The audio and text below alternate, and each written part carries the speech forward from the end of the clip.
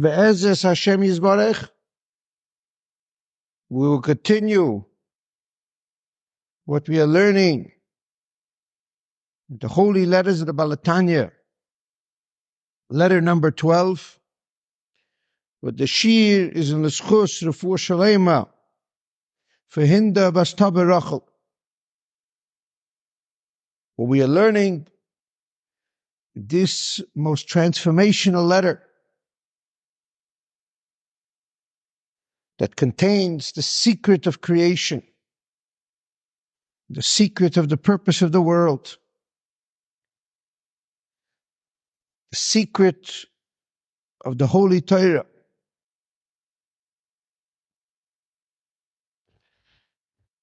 where he explains that there's two modes of consciousness in this world. There's a superficial way of gliding through the world, which is activity. And then there is an inner, obsessive, deep, connected mode of consciousness, where when both of these modes are activated, even if just one of them, the lower one, which is just the activity, even just the activity of compassion, the activity of charity, creates a tremendous interconnectedness, a tremendous shalom, a peace in the world, which is the beginning of creation. When we say the beginning of creation, there are two types of creation in this world. There's the creation that God created the world in 6 days, and on the seventh day he rested. But then there is the second creation, which is that when man realizes that he was born on the 6th day, and then he goes into Gan Eden on Shabbos, Adam Rishon, and then the next Sunday, he gets thrown out of Gan Eden and he starts his own life, his own 6 days physically, and his own 6 days cosmically, which is the 6,000 years of work of man, of Adam.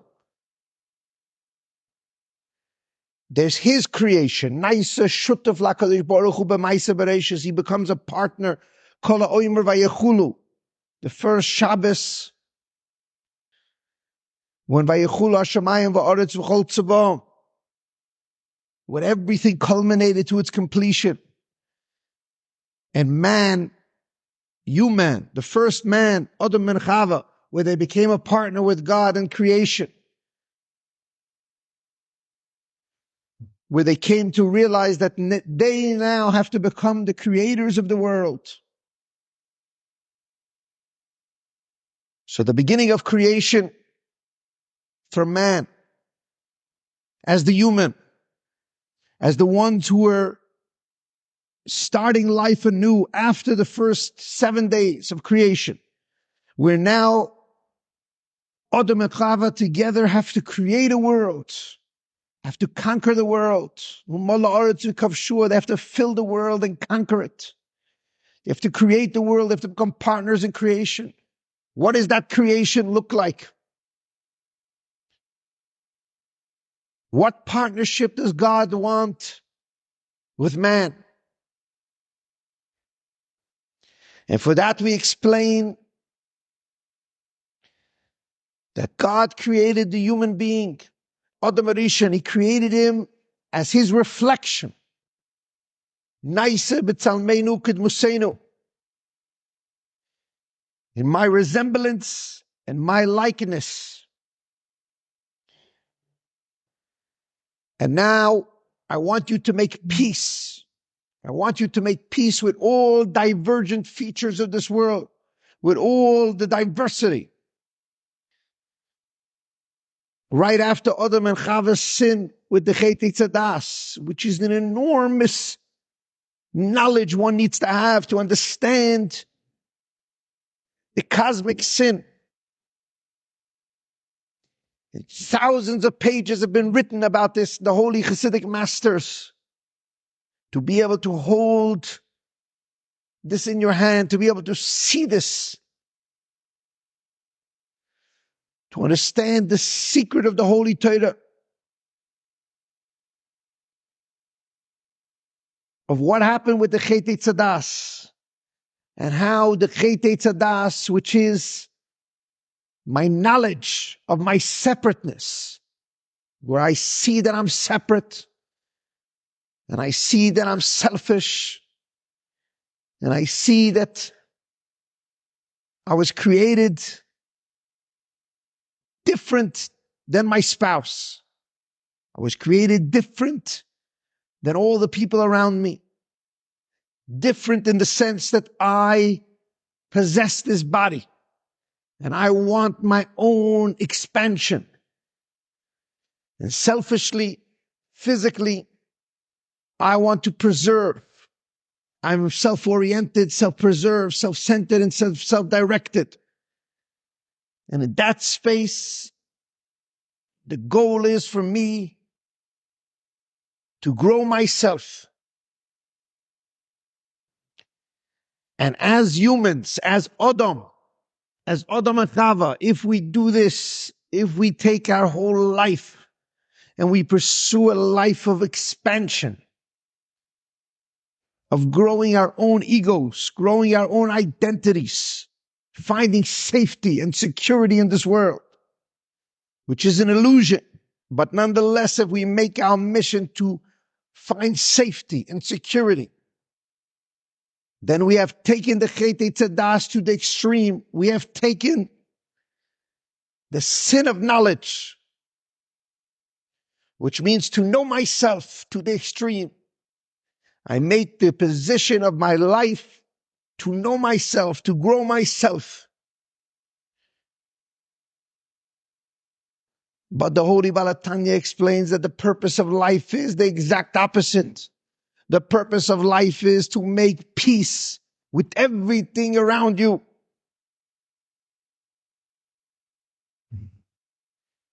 What was the purpose of creation? What is the beginning of creation? What does it mean to create the world? Why couldn't the world remain paradise? God created paradise. What does paradise look like? In paradise, God's purpose, the intelligence of the world, the compassion of the world, which means the heart of the world, the pumping heart of the world, and the physical world, they're all one. You know how when you go to a beautiful garden and you smell the flowers and the scents, the perfume, to be in paradise. Did you ever imagine what it looks like to be in paradise with the waterfalls, with the enormous sense of beauty, the tranquility, the peace, the sunset, the blue water, the enormous stoppage of time, the tremendous symbiosis, the symbiotic tranquility, the equilibrium, the harmony, the music, the silent utopia that finds itself in a paradise. Did you ever imagine going on a vacation and experiencing a paradise? We have palm trees and a breeze and a perfect weather, with the intelligence and the heartbeat, the emotional compassion, and the physical world, where they're all in sync. Can you see the beauty of paradise, even on a most physical, mundane level? What does it mean to experience this most awesome, majestic vacation that we all hope for one moment in time? Even on a physical level, what is the highest, most greatest pleasure? What is the highest tranquility that you seek with your money? Not the conquering, not the animal, beastly part of the money, but the tranquility, the energy of the deep, profound freedom to go on a vacation to paradise. It's to experience a tremendous sense of clarity, intelligence, with emotions and the intelligence are one. The emotional intelligence of the world, with the music, the perfume, the harmony, perfume, harmony, music, tranquility, breeze. These are all emotional attributes. That means the emotions of the world are at peace with its purpose, with its intelligence. And where do those emotional and intelligent, purposeful moments, where do they contain themselves? In this most beautiful paradise, this most beautiful activity, this most beautiful world, a world in where everything is beautiful, where there's waterfalls, and where there's water, and where there's blue heavens are reflected in the water, and with the glass, everything is working in sync. There's a tremendous peace and a tranquility and a harmony between the entire universe. This explains the Holy Balatanya is the metamorphosis of God's thought, his speech, his heart, and his action, which is the world. And for them all to come together in the most tremendous, peaceful, magnificent paradise. And Adam and Eve, Adam and Chava were put in this paradise. But as soon as they ate from the tree of knowledge, which is the beginning of understanding, the wanting to understand, wanting to hold, wanting to take pictures of this vacation. Do you understand the difference between going on vacation with your camera, where your camera goes on vacation, or where you go on vacation? And then when you sit and reflect on the vacation, you just decide to go again for the experience. But to go on vacation where your camera is busy taking pictures and you're never on vacation, but you only relive it through a resemblance, through a likeness, through a reenactment, through a memory, but you were never actually there. Adam and Chava had a choice to be part of that paradise, to partake in that peace, that tremendous perfume, with the music of silent tranquility, reverberated. And that was the heartbeat of the world, to preserve it and to watch it and to be a part of it. But instead they chose to know it by stifling it, by reacting to it, by spectating about it, by wanting to hold on to it, by wanting to react to it, by seeing what can I get out of it, by the tremendous selfishness of man, where we are separate from each other, where we want to conquer everything. But world in its pristine state is a cosmic symphony of man and woman and everything masculine and feminine, where mineral, vegetable, animal, and human live in sync, in all the mineral kingdom, and all the entire vegetable kingdom, and all the entire animal kingdom, which is the multitude of animals, and all the humans can all live in sync, in symphony, in harmony, as a cosmic orchestra, where there's no contradiction and everyone plays its part, where there's peace in man, where his organs and his animal, which is his heart, and his intelligence, which is his man, and his vegetable, which is his growth feature, and his mineral, which is his bones and his body, where all of them come in sync, and this complete equilibrium, where the purpose of life is materialized in your mind. And then there's to eat from the Chet Tzedas, to introduce fragmentation into that, to use the self to stifle the core of who I am, which is the creator of the world, which is the partner with the divine, to stifle that. My ego drowns that out. my selfishness, my sense of self, always wanting to know, do I mean something? Am I contributing to this world? Am I significant? What can I gain out of this? How can I use you? How can I preserve my sense of self? Which is the tremendous corruption that we were born into.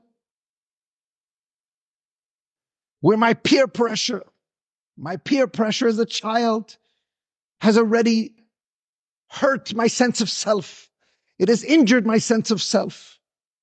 Where instead of myself serving me, I become trapped and submerged deep into this idea, this fictitious idea of self.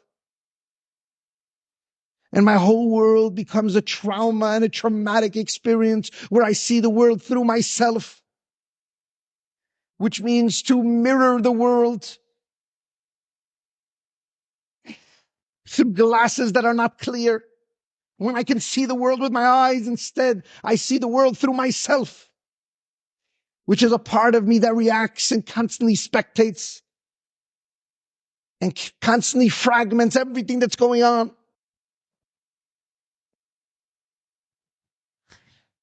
And to see the awesome contrast between paradise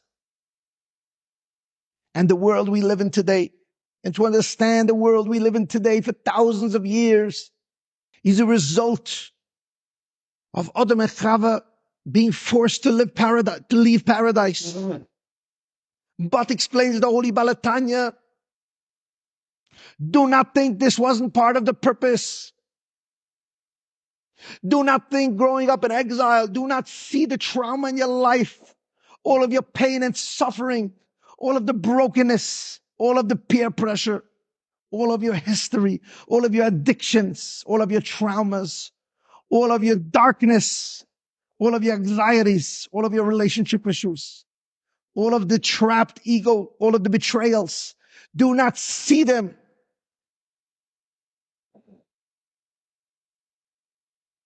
For the being a victim to them. But in fact, you are the creator of the world. You will create a peace and a majestic symphony from all those broken pieces. You will rise up from the ashes. You will discover the phoenix deep within you, which is the resuscitative ability, the Tchias HaMesim ability, the ability to be beyond any trauma, beyond any addiction, beyond any brokenness. There's an equilibrium. There is a Tal Toide Mechayeu. There is a Tchias HaMesim. There is an energy. That's the Eitz HaChaim. That's deep in the core of who you are. Which is nice. Where I created you in my image. I created you with my energy, which is Mechayim Mesim, which can take not only trauma and darkness, but can take all of forms of death and resuscitate it and blow life into it. Where God says, I am God, and we say it every day in Shemona Esrei, Mechayim Mesim, to bring life to the dead, which explains the Holy Balatanya is the purpose of life. To introduce the Eitz HaChaim into my life, to get in touch with such a deep core of who I am, and where in that space I resemble the divine. We're to go into a darkness that, like Yosef HaTzadik went into a darkness to be betrayed and sold out and to become the king of the world. Do you understand how majestic it is, these parshas, to understand that Yosef HaTzadik, the birth of compassion, all of selfishness was so the deepest core, infinite core of compassion could obsessively burst out from deep within to shock yourself. To understand that deep inside the core of a Jew, there are experiences and there is an energy that's far beyond anything you can imagine. And the more you're trapped, the more you're addictive. When that bursts through, it will light up the world, it will shine the world. You know, we had the most greatest, awesome giants, Rabbi Akiva, 40 years, he wasted his life. But the yearning of a wasted life, the tremendous trauma, the broken pieces. To push against that is to generate an adrenaline, to generate a core of my soul, which is the creator of the world, which will create a symphony out of these broken pieces, which will create the most musical paradise that could possibly be, but not a paradise the way you imagine it on a vacation, but a paradise through all the brokenness, where I will come to a space to love my spouse unconditionally, precisely because I first loved my spouse conditionally. But I broke out of the conditions because of all the trauma I've been through, where I can look back in my past and say, not only do I forget my past, but my past made me who I am. I will never cut out even one part of my past. If I didn't have the past that I had, I would never be the person I am today. If I didn't have the mother or the father or the teacher or the experiences, I would never be the person who I am. Like Yosef tells his brothers, Ani Yosef, I'm only Yosef, Asher Macharta Mitzrayim, because you sold me out. Do you think I could have ever owned Mitzrayim? How would I have gotten here? Do you think I could get in touch with that creative power, the power that will create a paradise on earth? Do you think living in paradise is wonderful? Try creating paradise and then living in that creation. That's what Yosef HaTzadik did. Because Yosef is the birth of compassion. Yosef is the birth of Yaakov Avinu. Yaakov Avinu is compassion, is the merging of energies, the merging of divergent forces. Where the body is the beginning of idolization, the beginning of the sense of self, the beginning of my corruption, where I get married initially thinking I'm going to conquer, where I get married, whether I'm a man or woman, with a tremendous sense of entitlement. I don't show that entitlement, but that's deeply embedded in my consciousness. And one day, I can make it today, but one day I will unleash the core of who I am, which is compassion, that I was not here. I am not here to get from you, but I am here to give to you. And I am nothing without you. Whether I'm a man or woman, I look deep into my spouse's eyes, and I've reached the beginning of compassion where I understand that I am nothing without you. And to desperately need you as my other half, because whatever you are giving me, you're giving me far more than I'm giving you. You're giving me the ability to create compassion. You're giving me the ability of becoming partner with divine. Where the secret to life is that man and woman are both the receivers from each other. I'm receiving the ability, whatever I am, whether I'm giving you or I'm receiving from you, I'm still deep receiving from you far more than I'm giving you. And at that space, I've made everyone around me givers. I can be giving compassion to the poorest person in the world, but if I listen to him carefully, if I started with my left side, which is my listening side, which means I connected with him deeply, because I became the receiver to listen to him, which means that I allowed him to become him. I allowed him to represent himself. I allowed him to give me. And if I allow everyone around me to give me, not because I think that they are here for me, not because I want to conquer them, but because I want to allow them to be, I want to connect with them. That everyone in the world is not stifled. Everyone around me is not a contradiction to me. I don't have to control them. I can allow them to be and to receive from them by listening to them, by activating my left side, which was my receiver, to make everyone around me the giver. Not to say that my children are here for me, but I am here for them. Meaning to say, I am here to make them into parents today. Which means they're going to give me far more than I can give them.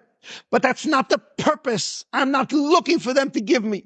But I'm looking for them to become creators. I'm looking for them to be givers. Because because God created me to be the creator of the world. And to be the creator of the world means I give to God.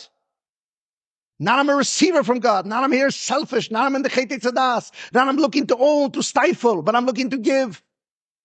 So if I could tap into the secret of the Holy Torah, Kosev Rachmana, the Torah is the compassion. Rachmana libaboy. The Torah calls out compassion. It wants to create compassion all the time. And compassion at the core means that everything is giving all the time. What does it look like? 15 million Jewish people who have become compassion, who have become the heart of God, where the intelligence, the purpose of life has become compassion. And compassion is in the container of this world, in the paradise. We've made paradise on this earth. We've ushered in the Messianic era, a building of 1.5 billion square foot, where the first Beis Hamikdash is chesed and the second Beis Hamikdash is gvura, but the third Beis Hamikdash is compassion. It's rachamim, where the whole entire world is giving to each other. Every facet of this world is in a space of giving, and that's compassion, where gvura has become chesed, where the feminine aspect, my listening has been giving. I'm giving everybody the ability to talk so I can listen to them. Where my children become, I am not here for them. They are here for me, in the sense that I am their parent only to make them into a parent. Where I recognize that my spouse is not here for me to conquer. Where I realize that I'm here for every single person. What can I give them? And to give everyone the ability to give you. To see that that's what they are giving you, far more than you're giving them.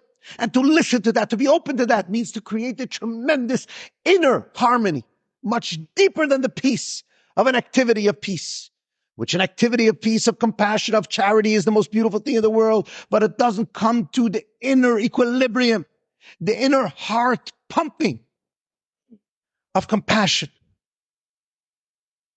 So a real paradise on earth is where the purpose of the world is witnessed by 15 million people.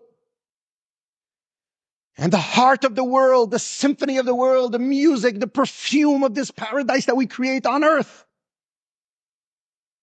is where everyone is looking to give to everyone, to give everyone the ability to be, to give everyone the ability to give me, to listen to everyone, to be tremendously compassionate and empathic, not to make someone feel shame, but to connect with them to the point that they're giving you. You can never connect with anybody if you're just giving them. But if they're giving you, if they know they're giving you far more than you're giving them, you have made them a partner with you. You have connected with them in the most deepest way. You have made them a partner with the divine. You've become a partner with the divine. You've become the creator of the world because you turned everyone around you into creators, meaning into givers. And they are giving you. And if every Jew would be in that state of deep compassion, where they make everyone know, their children, their spouses, the poor man, everyone know you're giving me far more than I'm giving you, then you have touched the energy of compassion. You have symbolically and harmoniously and quintessentially introduced the heartbeat of compassion into the whole entire universe. And to make that heartbeat real means to usher in the perfume of paradise, to make a paradise out of all my trauma. Everything becomes worth it when 15 million people will live in this state of avodas hatzedakah, obsessive compassion, where I'm listening and I'm connected to everybody, where I'm not reactive, I'm not trying to stifle, I'm not trying to grow, where I have discovered that to touch the infinity of compassion is the most magical, godly thing in the world, where I want to be similar to my creator. I want to be creator, which means to create creators, which means to create givers, which means that my spouse should know, whether I'm a man or a woman, that my spouse is giving me far more than I'm giving them. And to be in that space is the most magical thing in the world. And that is the beginning of avodas hatzedakah. And that is what he's talking about over here. To introduce a most magical paradise in your life now. And the Holy Baal HaTanya says, forget about the rest of the world. You yourself can do it if you're a simple person, if you make compassion your mission. Eventually you will touch it, because the gift is the gift of doing this obsessively. Even from an activity place, just doing it, just deciding to choose today. To engage in avodas hatzedakah means that for one moment in time you will touch it. An energy of compassion will overwhelm your intelligence, will overwhelm your heartbeat, will overwhelm your compassion, will overwhelm you. And then your whole body will be made, you will make peace, a deep tranquility within you. And then you will become a beacon of compassion for the world. Then you will have intelligence into everything in the world. You will have intelligence into God's purpose. You will feel the energy of the divine. You will understand that it's indescribable. But you cannot see this reward in this world now if you don't make it your mission. They don't give you this gift from heaven. The obsession with compassion is the generation of a never-ending, everlasting tranquility and a symbiosis. But you must obsess on compassion in order to usher that in. You must make actual qualitative change in a poor man's life. You must change your vision. You must change your glasses. You must change your perception of reality. And when you start to obsess on that, the generation, the revelation, the disclosure, what God rains down on you is indescribable. And when you look back at your history, everything makes sense, just like Rabbi Akiva, where he turned back and he said, my whole history was worth it because it generated a compassion where Rabbi Akiva saved the world. Kulali Rabbi Akiva. Everything we have is from Rabbi Akiva because he engaged in obsessive compassion. Because of that yearning, because of the tremendous brokenness that he came from. So the brokenness can unleash an avoidance tzedakah, can unleash an obsession that you never thought possible. And in that space, you mirror the divine, you become a partner with God, where you're turning everyone into creators around you, and you touch the creation energy, and that is the beginning of creation, is the beginning of compassion, is the beginning of the Messianic era, and must make it real today.